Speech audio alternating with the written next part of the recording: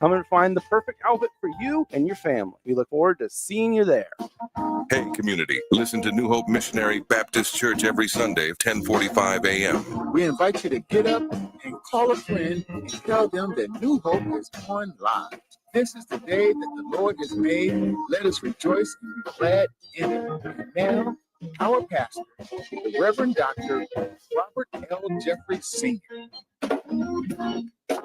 Everybody clap your hand, come on. Listen to New Hope Missionary Baptist Church every Sunday, 10:45 a.m. There are everyday actions to help prevent the spread of respiratory diseases. Wash your hands. Avoid close contact with people who are sick. Avoid touching your eyes, nose, and mouth. Stay home when you are sick. Cover your cough or sneeze. Clean and disinfect frequently touched objects. For more information, visit kingcounty.gov. Welcome to the Fitness Corner. I'm your host, Mark Bryant, and you're going to get a whole total body workout on my show, starting off with a warm-up, aerobics, strength training, cool down, and stretching every Friday from 11:30 to 12 right here on Rainier Avenue Radio. A teacher who hurt their back and got prescribed opioids. A daughter trying to cope with a loss in the family. A friend silently struggling, thinking they'll be a burden if they ask for help. People with addiction come from all walks of life, and the truth is they stand a better chance at recovery with our support. Reaching out and sharing local resources can make all the difference. Don't count them out. More people recover with support.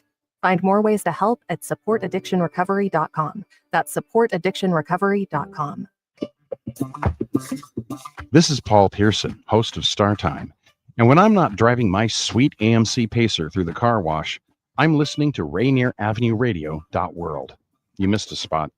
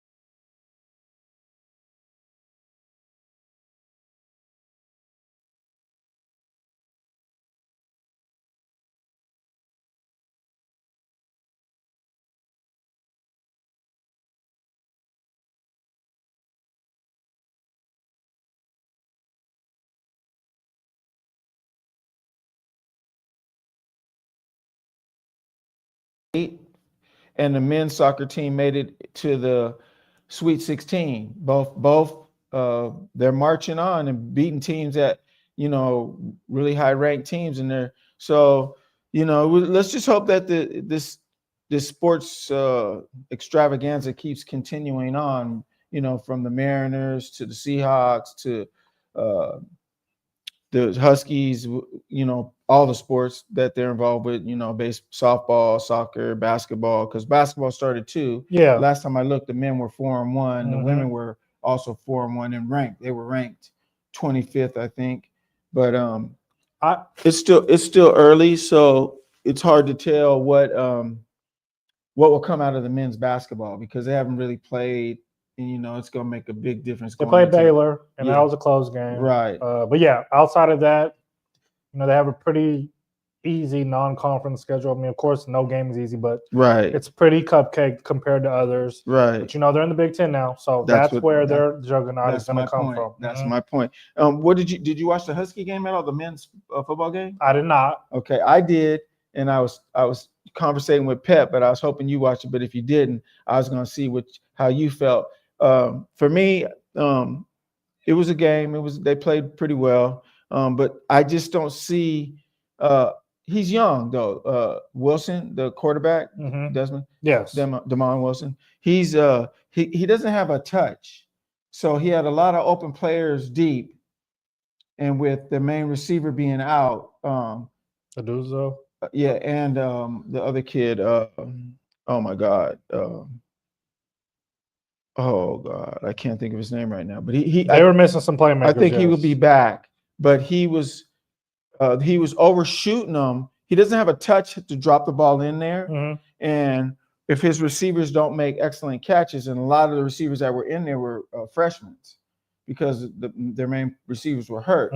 They did have a couple guys in there that were doing really, really good, but they were freshmen, and I think he let some of those California guys play more because it was a California game. So he wanted to let them shine in front of their hometown people. But he got it done it looks like he got it done though on the ground though. He did. 2 rushing touchdowns, 56 yards. He did. He was running his butt off and did what he needed to do. But against the bigger teams, that's not going to go. Well, they play Oregon next Saturday. That ain't going to go. He's going to have to hit the receivers, drop the ball in, and some of the times he's just throwing it up there, playing sandlot ball. And I watched it. I watched it critically, even though it was pretty much they were winning by a lot. I still watch it because I wanted to see if he would settle down, and he just didn't.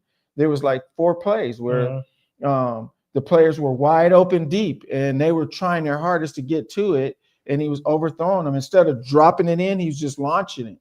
And some of the times you got to be able to have that touch to know when to drop it right in, like this, like a loop, because if you go that way. Now, usually it's hard for them to get to the ball, and I think the ground was kind of slippery too. The turf or the natural grass was kind of slippery, so that makes it even harder for the receivers if you don't drop the ball right in there. But they won, and a win is a win, and we'll take it. But again, when they play against the harder teams like UCLA, and I think there's only 3 games left in the season, and they're still. It's a small chance, but you never know what could happen. Any given Saturday. If they want to they want to try to have any type of chance of making it to college football playoffs. Saturday is do or die. Or even if they don't make it to the college playoffs, to a major bowl game. Because they're gonna get a bowl game, but it could be a booty bowl game. The Jimmy Kimball Bowl or something like that. But when you want to make it to like the Rose Bowl or the Orange Bowl, you can't go that high because those are playoff bowls. But you gotta finish strong, and we'll see. I'm hoping for the best. Hopefully they'll get some of their players back, and we'll see. We'll see. You brought up a good point when you brought up UW soccer. I feel like UW does not get enough credit as being a great all-around athletic school. Exactly. You're talking about softball, yes, women's basketball. Yes. UW's men's basketball had Yep. to run. Yep. UW football team has been to the Yep. college football playoffs. Yep. The Ben's baseball team is pretty solid. Their You just named soccer, swimming, their lacrosse, their row team. They do have a great athletic program, and they usually compete at a high level. You know, I even watched the highlight of the girls' game, and they got this new girl, and I was like, they were showing her, and she's big, right? But she was flicking the wrists and hitting the threes and bombing them, and nobody was coming out on her because they were like, "Oh, we're just gonna let her shoot." And she was killing them. Really? I'm like, man, yeah, you know, as a coach, you got to say somebody got to go out there and guard her. But then she's probably gonna go down low and they'll rotate around. But that's what you got to do. You can't just let her shoot. I seen the highlights in one game. She hit like 5 3-pointers. I was like, oh my god. So I don't know. So let's see the 5-0. Who is this? There's yeah, but they put out a good so the women are 5-0, the basketball team, and they're ranked 22nd now. So they play SM, they play Southern tomorrow, and you're right. I just love it how and it's weird that they are that great, but they have a lot of they don't have a lot of homegrown players. You know, they have players that have come here, you know, from wherever they came from. And I think they would be even more elite if they could try to nab some of these homegrown ballers, like Coach Che, that coaches Highline. He goes to all the high school games, as many as he can, barring the season when he's coaching. And he tries to go after some of these players, letting them know, use Highline as a stepping stone, play for me, get the notoriety, bounce over to UW or Seattle U, you know, and the landscape is just become so different when it's come to like recruiting, especially like on the basketball end. Right. Like I said, we've had these discussions before, MC, you know, when it comes to just these high school players even getting the notoriety, the recruiting, you know, it goes to now, you know, a lot of the older, the transfers, and a lot of these, you know, younger players that get missed out on, right? Or they have to go to smaller schools now to start out, right? And then now these big schools come a year later, like, where you been at? Right. I've been here. Yes. You just went after the transfers, and like I said, especially basketball, well, and football now too. It's like I said, you take it now year by year. It's not, you can't even build like in my opinion, I'm not saying sustainable, but it's hard to build a chemistry and a team for 3 to 4 years or a dynasty. That's why I feel like it's hard. It is to win over and over now. It is because the dynamics change so much. But what do you think about this? Oh, what do you think about? Do you think that a kid that's playing high school ball that doesn't really gonna get any opportunity to play D1, and instead of going to a juke, goes to like Highline or Seattle Pacific U, you know, a smaller college school like that, you know, Central Washington University, something like that. Play a year there, keep your game on point, and do really, really good, and then bounce back to the UW and the D1. What do you think about that? Look, MC, me and my brother Fred always preach this to kids. It's not about the name. Right. It's about the opportunity. Right. So even if UW is an option down the road, it's who is going to give you the opportunity to play. Right. And this is something that we always preach to our kids, because, you know, back in high school, yes, like you have your Garfields and Rainier Beaches and all that. Maybe there's just not room for you there. Right. Or maybe there's just another high school that fits better for you. Right. And that goes even with the college. Everybody wants to go to the Power 4 schools, and maybe that's not where your opportunity is, and that's okay. You know, so my good friends, Tommy Rain and his son played for Garfield, and he asked me if I would speak to him. You know what I told him? Something that was taught to me years ago. I said, and I taught my nephew that, who plays at Pacific College, and he wanted to go to D1, played at O'Day, but I said, the object is to go to somebody who wants you, not to go to somewhere you want to go. Because usually when you go where you want to go, you're not going to get the playing time that you should get, and your game is going to get rusty. Whereas you go where they want you, where they're going to give you a scholarship, they're going to play you because they want you. Yeah. And then you could hone your game and your craft and then use that as a stepping stone. And if you don't, then you just keep shining there, get your degree, and move and do more. But some of the kids who go to, I'll give you an prime example. Some of the kids who say, "Oh, I want to go to Stanford," or "I want to go to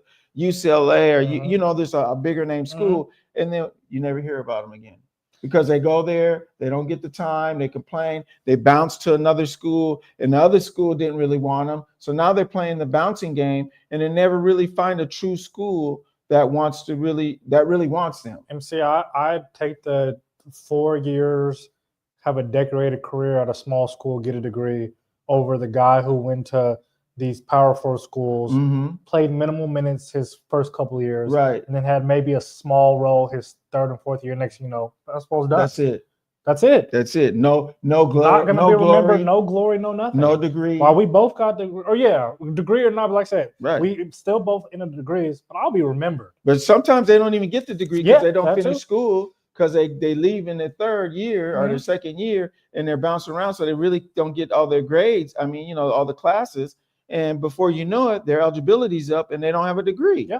So and it goes both ways. Even if they do get a degree, you still don't have the glory. A kid that gets glory and gets his name known at a smaller school will get a coaching job before a kid that doesn't. I mean, a prominent coaching job, not just this piddly job. I mean, it's just a proven fact. But you know, it's kind of like where kids want to go. You know how it goes. Yeah. Where kids want to go to the top-notch AAU team, or they want to go to Rainier Beach, Garfield, or Eastside Catholic. Instead of going to a school and being dominant and leading that school and making a name for yourself and being that star for that school, everybody's going to see you and be like, "Oh, he's filthy. Ooh, did you see he went up?" But when you're sitting on a bench at Beach or Garfield, they're like, you only getting scrappy minutes. Ain't nobody saying nothing. I always feel like I always had the thought of, if you're good enough, they will find you. It doesn't matter what level. Right. If you want to go play college basketball, yes, no matter what high school you go to, if you are good enough, they will find you. You don't have to go to the prominent school. Right. If you're trying to go play professional NBA or even a high level overseas, if you're good enough in college, they will find you. Do you know the problem is that there's another problem, and I'm sure you'll agree with me. When a kid goes from a high school where he didn't play that much in high school, so there's not a lot of film. Then he goes up to a school that doesn't really want him, but he wants to go, and he's still not playing. There's no tape on you. But if you go to a school in high school where you're playing and getting good playing time, then you go to a smaller college where it's D1 or D2, and you playing, now they got film on you in any sport. And those coaches see that film, they got something to see you with. But if they're just going by word of mouth, that doesn't really carry a lot of weight sometimes. And players don't get that understanding where I don't know what it takes for some kids. I'm glad the kids that I've talked to listen to me, and they've been balling, they've been playing, and it may not be at a prominent top-notch school, but they're playing and getting their grades and getting their degrees. So the player I was talking about with UW football was Denzel Boston. Okay. You know, he's their main receiver. And when he's in, his height and his ability to read the ball and get it is different than a freshman receiver because he hasn't played a lot. So, but that's where it comes in for the quarterback has to drop that ball in there, you know. Yep. And so that was my only drawback from the UW game. But we'll see how they do this game. Hopefully they don't get blown out. And, you know, we'll take it from there and see what the outcome is. I'm hoping for the best, but, you know, upsets are on the rise. Yeah. We'll see if they go in there playing their A game and coach doesn't call dumb plays, then it could be because they could be beat. Yeah. Anybody can on any given day. I do have one quick question. College football. We know the big news coming into this weekend is the question is if Lane Kiffin is going to stay at Ole Miss. We're hearing rumors that LSU and Florida has prepared to offer him. Right. He's going to give an answer this Saturday after they play their rivalry game against Mississippi State on Friday. Right. What do you think he's going to be? I think he's going to bounce. And I think if it's so hard to say nowadays because you know, the coaching carousel has been rampant, you know, where coaches get on the spindle and they're gone 2 years, 1 or 2 years, and they're doing almost like players. They're trying to find that best fit, and sometimes they do, and a lot of times they don't, and they fizzle out. And the next thing you know, you hear them being a coordinator or defensive or offensive coordinator or something like that. But I think he'll take the best offer, which is only in the right mind for anybody. But I don't know. Depends on what they're going to offer him. I mean, and I think Nick Saban made a good point. This is becoming an NCAA problem now, where kids can make a decision before the season's over about moving on to schools, and now coaches can make a decision before the season's over. And that's just not good for the sport. It's horrible. Yeah, I hate, and this is one thing I've always hated about college football, and now even worse with the NIL and the transferring rules. Guys not playing in bowl games. Like I said, now guys can get picked off in spring games and go somewhere now. Now you got coaches possibly leaving. Ole Miss is a top 5 team in college football, looking to make the college football playoffs. Right. And we're talking about a coach possibly leaving. Exactly. And not even maybe coaching in the college football players if they make it. That's crazy. It's ludicrous, and it kills the programs. And I agree. I hate it to a T. I hate it what the game is evolved into. And there's no changing it now because money's involved. And when money's involved, the big players are involved in there, and then it just ruins the power of the game, of our power of a school, because there should be stipulations that a player should not be able to leave until the end of the season after the bowl game. A coach should not be able to leave or make any announcements until after the season is over.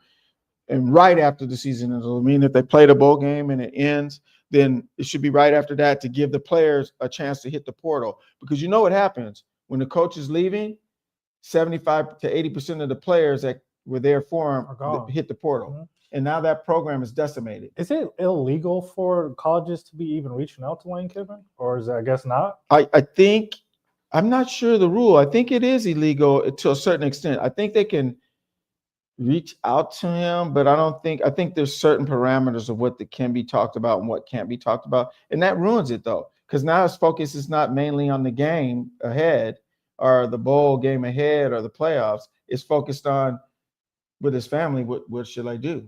You know, what move should I do? And that's horrible, man. That just I said that last year though. I said they need to revamp it. I'm okay with the NIL money, that's great, but they need to revamp it to stop some of this madness with players just bouncing. And I mean, it happens.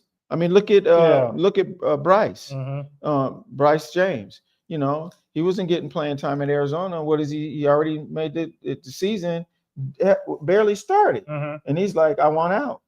So when you have that, then it's Pandora's box is open. It's hard to close.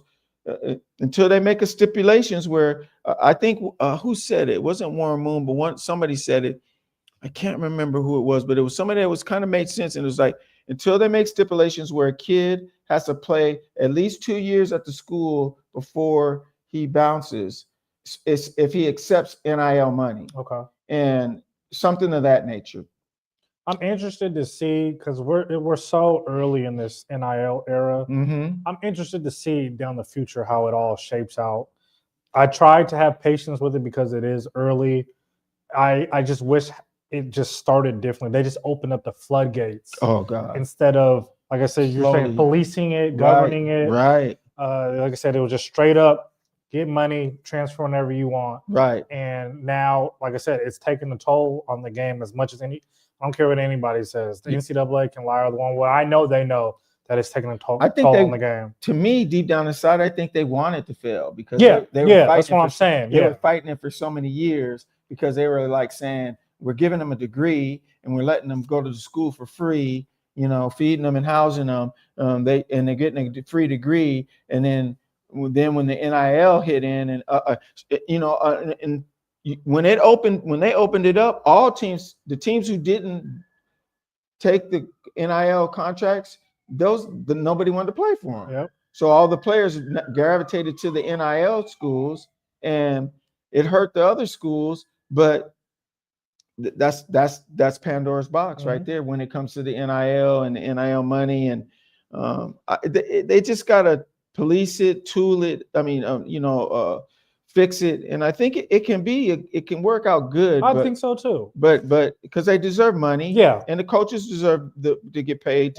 But there should be some guidelines and some rules that need to be implemented to help this it's madness to me. If you and the transferring side, there needs to be policing to both of them. Right. Like I said, I'm not really big on just kids 4 years and they're transferring 4 times, or they're finding stipulations of play 6-7 years now in college sports, and it's a lot going on. Right, man.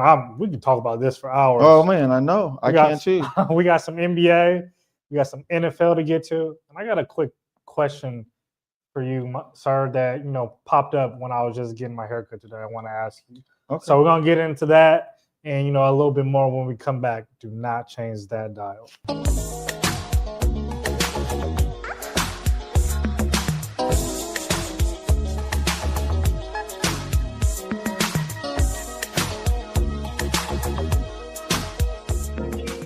You can't get enough of Rainier Avenue Radio. .world.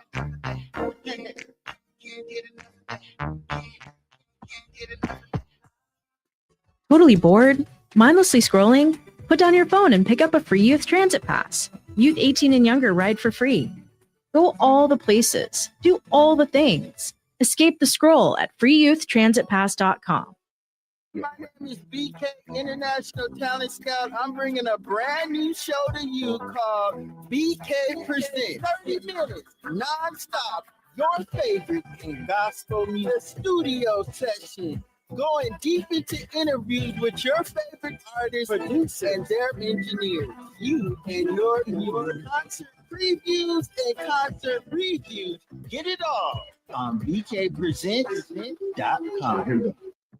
Women Empowerment Talk Radio, your community connection to business success. Tune in weekly to Rainier Avenue Radio.world. Listen and learn from local and national guest speakers, providing resources and knowledge for the everyday business owner.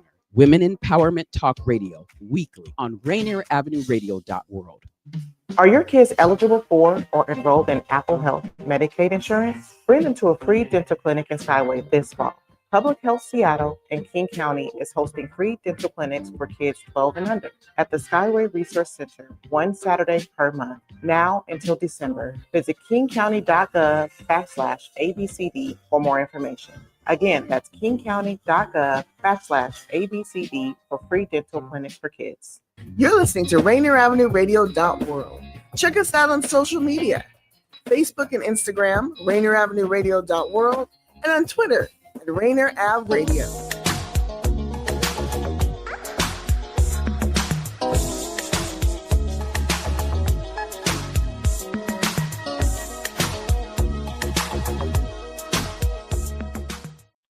Welcome back to LidLine Sports. To the right of me, to your left, I got my boy MC with us. And of course, always producing is Daniel. Can never be too thankful for that. Speaking of thankful, it is Thanksgiving on Thursday. Definitely want to give a shout out to all our listeners. Time and after time, we listen in. We are truly thankful for you guys. And, this show wouldn't be what it'd be without you guys. So definitely want to, give some thanks to you guys. Yeah, I want to say that there's a lot of families out there that have turmoil in their family. And if any time, now's the time to put that aside, break bread with your family members, talk, because tomorrow's not given. So be thankful that you have family, because there are people out there that don't have family to be mad at and to love and to get love from. So those that do and that have family situations, let it go and get together, and because we all got dysfunctional people in our families. I don't care who you are, where you're from, what color you are, where you live. There's always that dysfunctional uncle or aunt or cousin, And but now's the time to be thankful and be safe and enjoy yourself. So it's a good point. Good point. So I was just in the barbershop, Pep, or MC. My bad. Y'all do kind of look alike. I'll be Pepe. I'll be Pepe. Hey. So I was in the barbershop just a little bit ago, and we were just talking high school sports, and the question popped up: who is two questions? One, who is the greatest high school basketball player to come out of Washington? Ooh. Just straight off of just high school, though. Not after that. Right. Here's your answer. Washingtonian or all of Washington? Just born and raised in Washington and not somebody who's transferred? Nah, not transferred. I'll throw that out. Just straight up Washington ballers. There's so many, but if you want to ask me who really, God, that's a hard one. Old school, way back, I go with Jamal Crawford. Okay. Newer school, after that, I go with Zach LaVine. That name didn't pop up. I like that. I like that choice. I like Zach. I watched Zach from the time he was a freshman all the way through high school. And of course, I watched Jamal. And his game was impeccable in high school. There's quite a few other players. I can name so many other players, but if I could go top 5, I throw Brandon Roy in there, and you got Doug Christie, who was dominant at Rainier Beach back in the day when it was a little bit harder. But then if you go, I'm old. All the way back. I'm so old. And so you got that's why I wanted to ask James Woods, you got Juwan Odom, you got Carl Irving. I can name so many. So that is a hard question, just to narrow it down to one, and just talking about their high school career. I'd even Jason Terry, playing at Franklin, and that's so hard, man. I said, just off my experience of growing up in middle school, high school, the first player I've ever watched out of Seattle, I was like, dang, is this what an NBA player looks like? And he so happened to go to the NBA out of high school, was Martell Webster. Okay. That was the first player that I ever saw. And even to this day, that I was like, man, that might have been just a man amongst boys. Exactly. Just a great high school decorated story. Now, we're talking about careers and all that. The reason why maybe a lot of people don't say his name because he didn't win state. Right. So I can understand that. Now, the other question, we got into that. We'll get into this one real quick. Best athlete out of Washington? Nate Robinson. Okay. That was the name that popped up. Because he played dual sports from high school, and just if you go from high school to college, you could. I can even go Eric Metcalf because he played. That name did not come. He up. played. Good one. He played football and track in high school. But I came from an era so long ago. God, I'm giving my age away, but because I've seen so. I didn't even say Clint Richardson yet. That was a good one. And he was filthy. There was players that when I was a kid growing up that I just was like, ooh, I want to be like that, My athlete that I said was one of the best athletes I just saw was Taylor Mays, O'Dea High School. Oh yeah, elite football player, elite track star. Even played basketball in middle school, but high school I've never seen a superior athlete like how he was. Big, strong, fast. Let me put this out there real quick. An athlete that I saw growing up, I was a little bit older, but I'm going to tell you somebody. His name is Ferguson. Chris Ferguson went to Garfield. Okay. If they would have had back then where a player could have been go from high school to pro, he would have did, because he was dominant in football and basketball, and he was a man amongst boys. Okay. He got lost in the mix after high school, but if they had it back then where he could have went into back how it changed where you can go from high school straight to pro, he would have been that guy. And his sons played for UW. They played at O'Dea and UW. Jory and Zachary.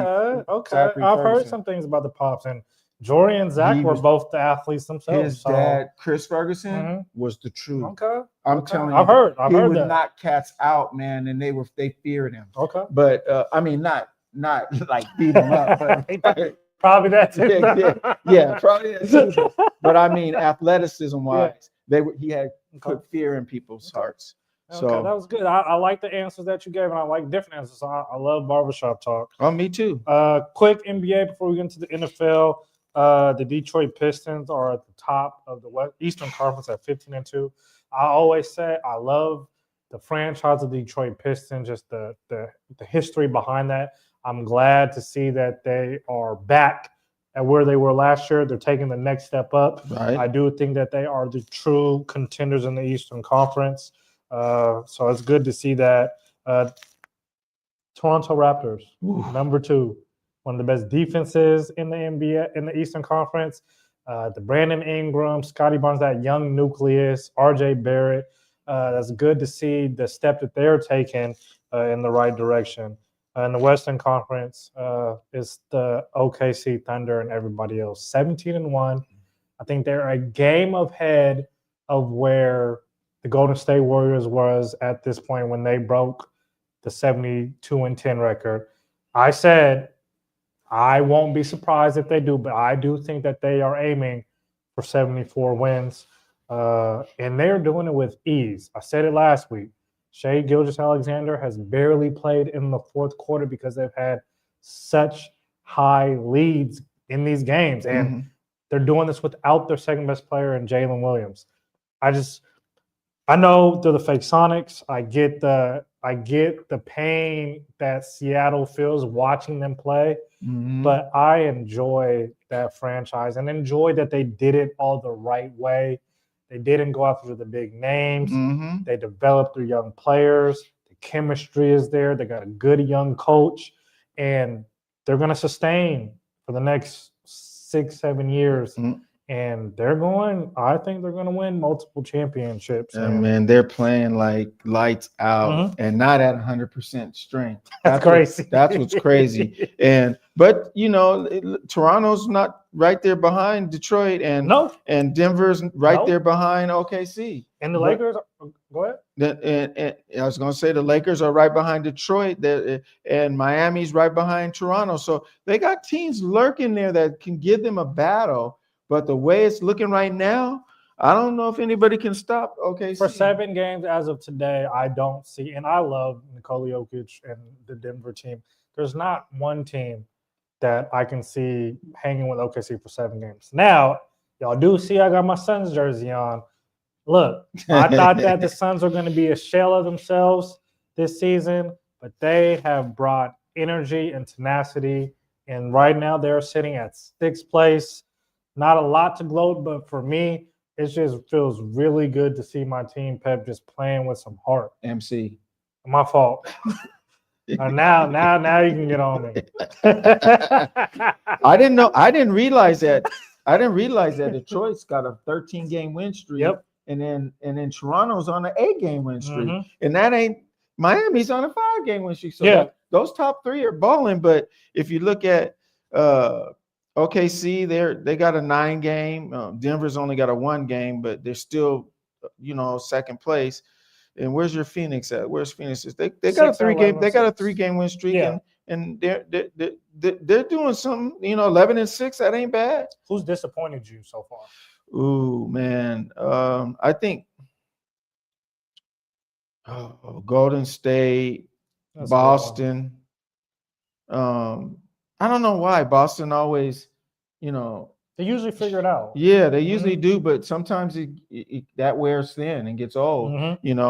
I'm surprised at Chicago. They're playing pretty damn well too, even though their record is indicative of their outcome. But I'm just surprised that Boston and Milwaukee, both Boston and Milwaukee, are that. I'm not the other teams that are that low, but below that, I'm not that surprised. I was disappointed in the start for the Orlando Magic. Right. Now, I know Paulo's out now and they're playing a little better. Right. But I did not expect them to get off to that slow start like that. Right. I'm also disappointed, as I know. They're doing better than Boston, though. Yeah, I know. That's what's shocking to me, without Paulo. Yeah. And, I know that Tyrese Halliburton is out, but the Pacers are not 2-15 bad. Right. I'm sorry. Right. That's uncalled for. Crazy. Yeah, that should not happen. And my young team that I'm kind of disappointed, I thought they would take somewhat of a leap. It's the Charlotte Hornets. They're just not putting it together. You're hearing rumors that LaMelo and their coach Lee is just Can't not getting on the same page. What do you think that is, though? Why? What do you think is it? Do you think it's because of Melo's attitude, or is it because of the coach? 100%. Okay. I love Lee as a coach. I can't think of his last name. Okay. I thought that LaMelo Ball was going to start maturing. Right. I thought his game was going to start maturing, and it's not. The reason why LaMelo finds himself sitting in fourth quarter sometimes, Charles Lee, is the bad shot attempts, Mm-hmm. the bad decision making, Mm-hmm. not playing any defense. Mm-hmm. I love coaches that make their star players take accountability. Right. And if you can't, you will sit Right. when it matters the most. Got to have that mentality, because otherwise you cause a cancer in the locker room. And it looks bad on you Yes. at the end of the day. Right. Now you are the culprit who is looking to be on the hot seat. Right. I'd rather at least go fighting and being who you are as a coach Mm-hmm. and live with that. Right. And I think that the front office, that Charles Lee has the Hornets front office's blessing. Right. And I love with what they're doing with LaMelo. So I have no issue with that whatsoever. That's good. I'm glad. But yeah, those are guys who are disappointing with me. But other than that, Chris Paul, he announced this will be his last season. There was rumblings when he was in interviews before the beginning of the season. He said he didn't know. He'll see how it goes. Right. He had caught a lot of DMPs in this season. The Clippers are also underperforming. Right. Kawhi's in and out. 5 and 12. Yeah. They're never. It's not going to change because they're. Brad Bill's out for the season. Yeah, that's a broken record. So you reap what you sow. And I was going to ask you a question though.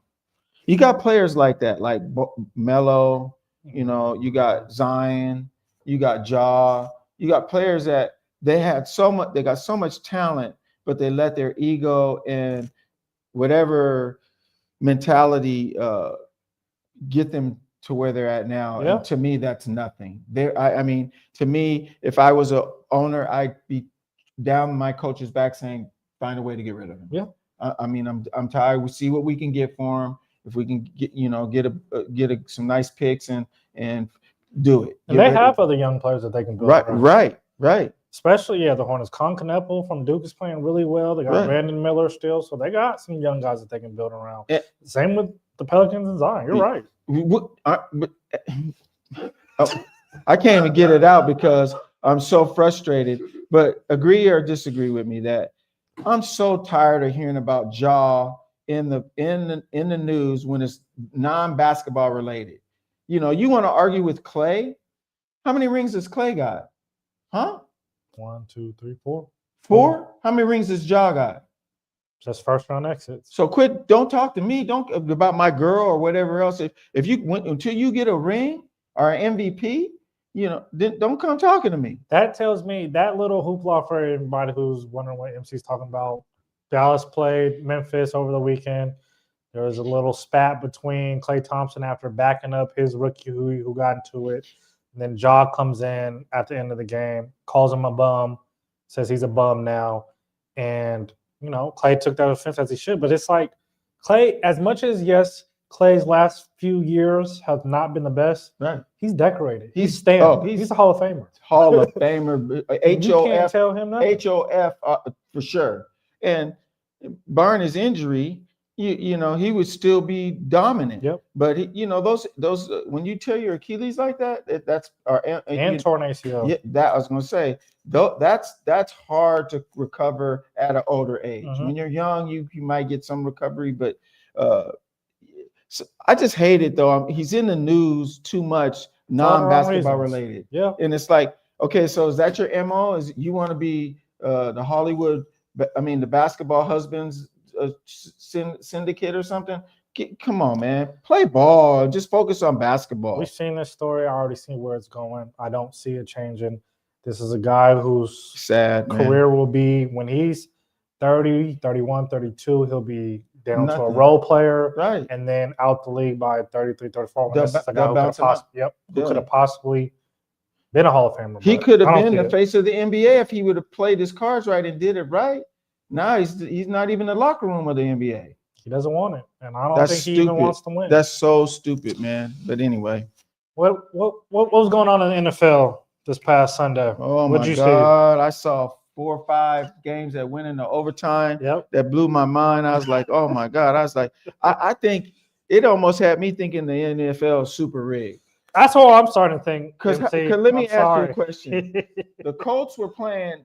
The Colts are what? Patrick Mahomes out there limping around, have no weapons. They're down 30-3 or something like that. How do they win the game? The only way they win the game is if they get help from the refs.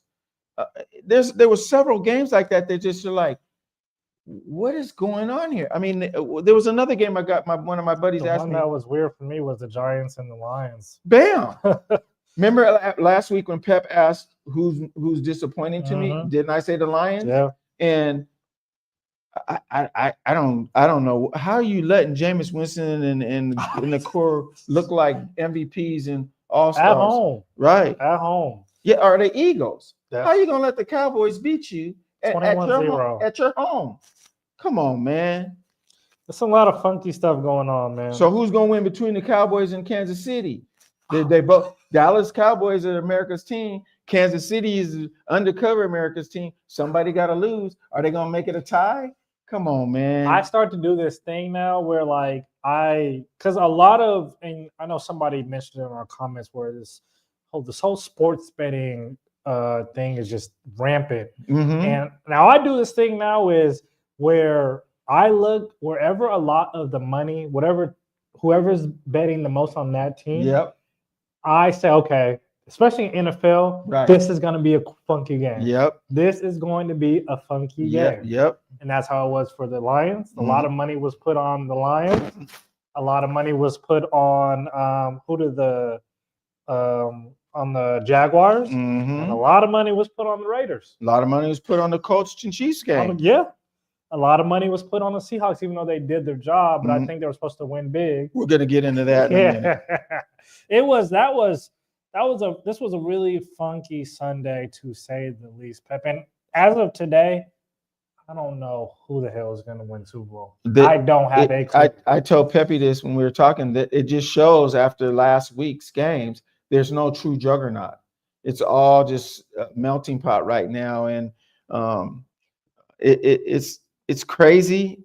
It's kind of exciting in a way, but it's crazy because it's like the Browns and Raider game. The Raiders, I mean, they're non-existent. Yeah. But just like the Jaguars and the Cardinals game, that was a pretty interesting game just because they battled it out to the end in 27-24, 3-point victory, for the Jags, but in overtime. So let's see how many. There was 1, 2. I think there were two overtime games, and the rest. Some of them went down, other went to the wire, and then the Packers they did the Vikings in, and the Ravens of course did the Jets in. They even started though with Thursday though with the Bills and Texans. Oh, I mean, I know the Bills defense is superior. And the Texans defense is, they just showed. the Texans defense is superior. That's they're what I meant. top notch, man. And what that game showed people is that if you put enough pressure I'm done with the Bills, if you put enough pressure on Josh Allen, he'll crumble because he tries to do too much, and then he tries to do the old Russell Wilson scramble and get away. And they got that move down packed now. They've watched enough films where they know what he's going to do, and they're smacking. He got smacked like 5 or 6 times. Huh? 8 sacks, I think he did. Man, and some of them he was laying on the ground doing this. Have you ever been? You didn't play football, right? So in football, you can get hit so hard that you go numb, and you get that metal taste in your mouth. And it's kind of like almost in basketball if you got the wind knocked out of you. But in football, it's actually almost being a state between consciousness and unconsciousness. When you get the metal taste and you're buzzing, and that's, you could tell when players are doing this and they're trying to get the feeling back. And he was doing that quite a bit, and it's like he's gonna get hurt, man. Yeah, because them linebackers are zeroing in like he got the bullseye. But anyway, let's get on some Seahawks. Yeah, what'd you see? I was in Sac, so I didn't get to really watch the game. You were where? Girl, Sacramento. Oh, was you? Yeah. Okay, you were Sac Town. All yeah, right. a quick weekend trip, so I didn't get to watch I didn't get to have the coverage of the game. So, Okay. And, we thought about going to watch, but I was like, I mean, it's Titans. They're going to do their job. What really happened, though? I can say the good thing is they won. Yeah. The bad thing is that I seen is that it seems like instead of keeping their pedal to the metal, they eased up and it got sloppy. And Darnold in the beginning was throwing the ball to areas that I was like, who's he throwing it to? Who's over there? What is he doing? He's lucky that early in the game it didn't get picked off, and it would have been the guy, if he picked it off, it would have been a pick six, and that would have changed the momentum. But I don't know. I'm still not confident in Darnold 100% yet. I'm saying that because I told you last week this was going to be a barometer for me on if they go in there and whip up Tennessee, then I'll say, okay, the Ram game is, we'll take it and leave it. But they didn't go. They didn't go in there and whip them like it should have been 30-3 final, or if most it should have been 30-9 or 10. But to let them score 24 points and they're a 1-10 team. You can't do 21 that. points in the second half. Come on, man. You can't do that. So their next game, who do they play next? Minnesota, and it looks like JJ McCarthy is questionable, and we'll see. They haven't got an update on him because he's in concussion protocol. So if JJ McCarthy's not out there, the Minnesota Vikings team is already a lovely offensive team, solid defensive team. You want them to handle business. You do. But just like you said, when I looked at I started to pay attention in the second half, and I'm just seeing how they're just not closing out the Tennessee Titans. And yeah, that worries me because, like you said, they just played a tough, hard-fought game against the Rams, a game they should have won. You thought that they would take it out on the Titans. Right. And they did the opposite. They cruised and just said, let's get out of here. Let's just get out of here with a win. And their running game has to pick up big time. I mean, Walker had 11 carries, 71 yards. Chardonnay had 6 carries, 35 yards, and nobody else did anything. There was really, really great news that JSN broke the record, and he's only 12 games into the season. He's got the most receiving yards for a season for Seahawks. And we still got 6 more games to go. He's going to obliterate that record. Now, a lot of people, and I don't know if you were one, but a lot of people, MC, said that he was ready to be wide receiver 1. Did you think that he was? Yes, I was on the fence because when DK was there, a lot of the double teaming was going to DK, and you had to see that, okay, so a lot of the double teaming is going to DK, so he's got to be open. But now this year he's shown that wasn't the case. He was getting all his this was the question. This is going to be a good question for you to think about. How come Geno couldn't get the passes to JSN like Darnold? That's a good question. I mean, because Geno and Darnold have similarities where it's hard to gauge who is that much better. You got to say Darnold because their record and the way they've been winning, but if you look at the eye test, it's not that much different because Darnold's leading the league with the most turnovers. And who's right behind him is Geno. But how come Geno couldn't get the ball to Jackson Smith? Was he focusing on DK too much and putting too much emphasis on DK and the tight ends? Whereas Darnold's saying, I know who my number one guy is. I'm gonna feed him. I'm gonna feed. And that's what you got to do. You got to feed it. Just like they got to try to feed Kenneth Walker the ball more. He 11 carries. He's got to get at least 20, 25 carries a game. Agree. You can't really, your running back can't do nothing with 10 or 11 carries, 6 carries. You can't really do nothing. I like Chardonnay better for some odd reason. I've been telling Pepe this, just because he runs more direct. He doesn't zigzag, dance. He hits the hole and he gashes them. Whereas Kenny Walker, he goes to the outsides more, and utilizes his speed and everything. But that's what I want the Seahawks to do with these next 2 games in the Falcons and the Vikings. I want them to establish a run game. Got to. I want them to. They they can get going in the pass. We know that. Yes. Take these games, and I'm not saying to experiment or anything like that. Trust your running backs and trust your offensive line to make holes to get these guys going. Right. Because the Seahawks will not win a playoff game if Sam Darnold, we've already seen it, especially when the moment gets big. If Sam Darnold has to throw 45, 50 times, we're in trouble. It's a wrap. We're in trouble. Yeah, you can't be one-dimensional when it comes to the playoffs. And that's the $1 million question. No matter how good your defense is, your offense has to score and not give up turnovers, because that burns the defense out fast. They get tired and they get exhausted, and then they're constantly on the field. But, we'll see these next two games. I'm not going to beat them up. But if I don't see a beat down and some changing, I hate to say it, but come the Rams and come the 49ers and the Colts, I think they're going to lose those games. Will that be enough to still get them in the playoffs if they do? I think they still might get into the playoffs, but will they go deep? No. Unless they got to show dominance. It's every ex-player, every analyst, every announcer said it. If you only beat up on the weak teams and you can't beat the teams that are above 500, come playoffs, it's going to show. Yeah. And then you'll get bounced. Yeah. We're going out of time here, man. This hour goes by so fast. I want to shout out to all our regular listeners: Nancy Conyers, Bill Walker, Rhonda Dorsey. Who am I missing? Oh, I think that's pretty much it. So I know I'm missing a couple. Yeah, names, shout out to just everybody. Yeah, like I said, shout out to all you guys. I hope you guys have a great and blessed Thanksgiving from me and to my guy MC to the right. We love you guys. We want you guys to be safe. Have a very, very blessed Thanksgiving. And we want to give a shout out to Daniel, as always, for doing what he does. Thank you very much. And we will see y'all next Monday right here on LidLine Sports.